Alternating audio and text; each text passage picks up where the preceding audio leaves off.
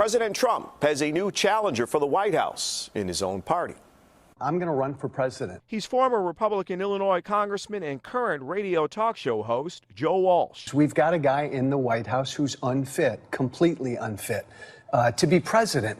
And it stuns me that nobody stepped up. Nobody in the Republican Party stepped up. The new presidential candidate has a history of making controversial statements. He said President Obama was a Muslim, hated Israel, and won the presidency because he was, in Walsh's words then, a black man who was articulate. Today, Walsh, apologetic, said that rhetoric led to President Trump. I got personal and I got hateful. I said some ugly things about President Obama that I regret.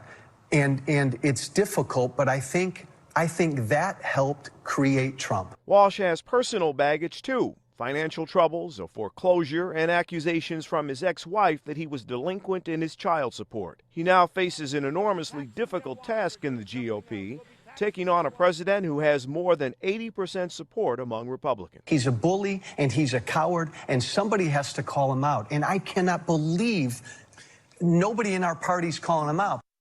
No response yet from President Trump. Joe Walsh, who supported Mr. Trump in 2016, served one term in Congress, representing Chicago's northwest suburbs. He is the president's second Republican challenger. Former Massachusetts Governor Bill Weld is also in the race. We start with a new wrinkle in the race for the White House. Former Congressman Joe Walsh is thinking about making a run. He says he's considering throwing his hat in the ring against President Trump for the Republican presidential nomination. WGN's political reporter Taman Bradley is here with details. Taman. Micah and Joe, it's a familiar name, the conservative firebrand who said in 2016 that if President Trump lost, he would grab his musket, now says Trump needs a primary challenge, and he might be the guy to do it. This guy's unfit. He lies every time he opens his mouth. That's how conservative bomb thrower, radio host, and former Congressman Joe Walsh says he feels about President Trump and why he's considering launching a primary challenge against the president. Are you running against him? I'm strongly considering it. If he enters the 2020 waters, the Tea Party conservative from North Barrington will face a wall of resistance. President Trump's approval rating among Republicans sits in the high 80s. It's extremely difficult to defeat a sitting president, and the presumption at this stage should not be in favor of him achieving that.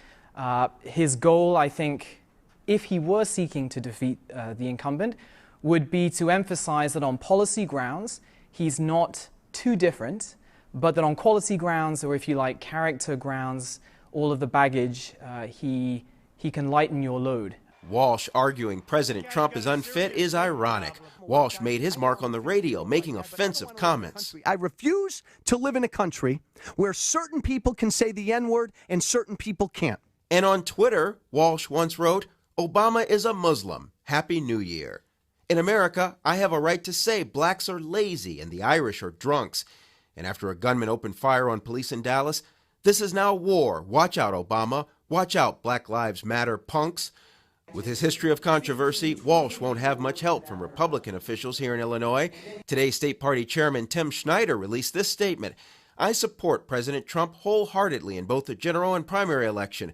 The president has kept his promises, appointed conservative judges, and built the best economy in a generation. The only thing a run like this from Mr. Walsh does is distract from the dangerous socialist rhetoric coming out of the Democrat Party." Cook County Republican Party Chairman Sean Morrison says Walsh has no chance. Why is he doing it? In my personal opinion, I think he's probably doing this more as a business decision than he is a political decision, because I see zero pathway for Joe Walsh to challenge and beat Donald Trump in a presidential primary. Former Massachusetts Governor Bill Weld announced he's running against President Trump. Also, former Congressman Mark Sanford is considering a bid. Sanford and Walsh both say they're likely to make up their minds around Labor Day. Coming up soon, too. Yeah. All right, thanks. Tavon. Have you reached a decision? Yes, and it's great to be with you. I'm going to run for president, and I'm happy to be on your show announcing my candidacy. George, no surprise, we've got a guy in the White House who's unfit, completely unfit, to be president, and it stuns me that nobody stepped up. Nobody in the Republican Party stepped up, because I'll tell you what, George, Everybody believes in the Republican Party, everybody believes that he's unfit.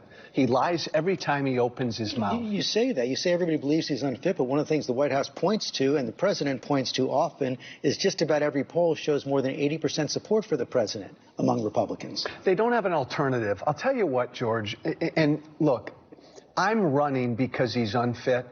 Somebody needs to step up, and there needs to be an alternative. The country is sick of this guy's tantrum. He's a child.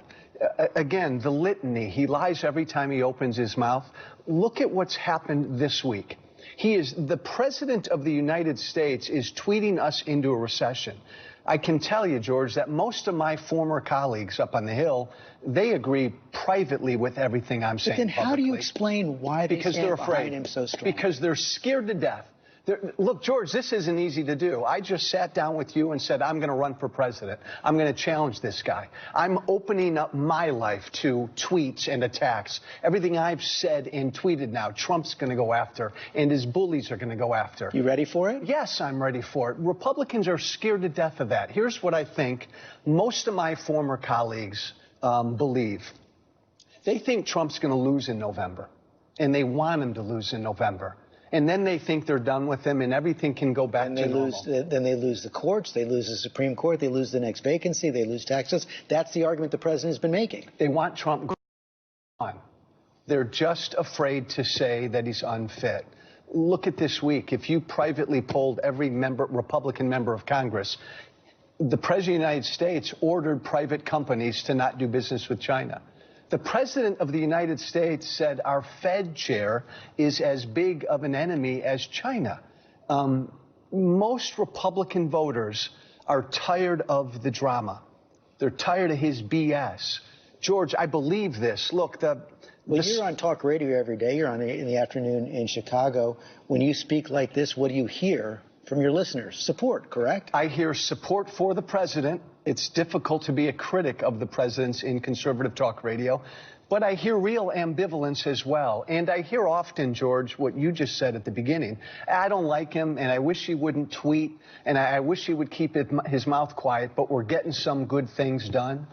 But really, what are we getting done? And when I point out to those people who listen to me on conservative talk radio that we haven't built 1 foot of a wall, that this president who said, I'm going to eliminate the debt in 8 years, has increased the debt at a faster clip than Obama. But, George, this is not about issues. I would not be even thinking about primarying this president if I was upset with his position on the debt or the deficit. There actually is another challenger to President Trump, as you know from inside the party, William Weld. And he had a tweet this week where he said this. He said, Donald Trump is a clear and present danger to our country, to the globe, and to himself.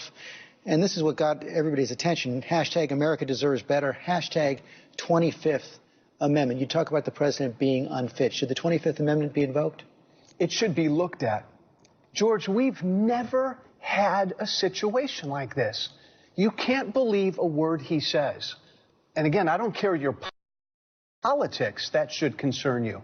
He's nuts. He's erratic. He's cruel. He stokes bigotry. He's incompetent. He doesn't know what he's doing. George, he's a narcissist. Everything he cares about, the only thing he cares about is Trump. He doesn't give a damn about America. He doesn't care about the border. You and I talked before I came on air. He lost me for certain at Helsinki. When the president, conference with Putin. Yeah, when the president of the United States stood in front of the world and said, I stand with that guy and not my own people, that's disloyal. That's un-American. His supporters, I think, are tired of this. Our campaign slogan, George, is be brave. Be brave. This is not a difficult thing for me to do. I'm opening up my life.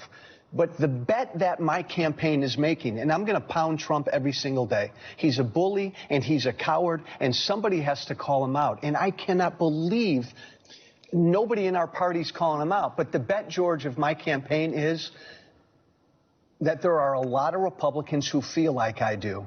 They're afraid to come forward.